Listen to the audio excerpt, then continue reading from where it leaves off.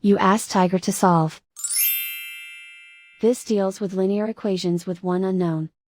The final result is x equals 3/4.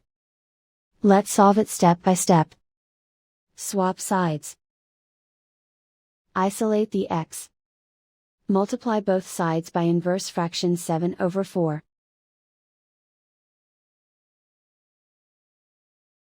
Group like terms. Multiply the coefficients. Simplify the fraction.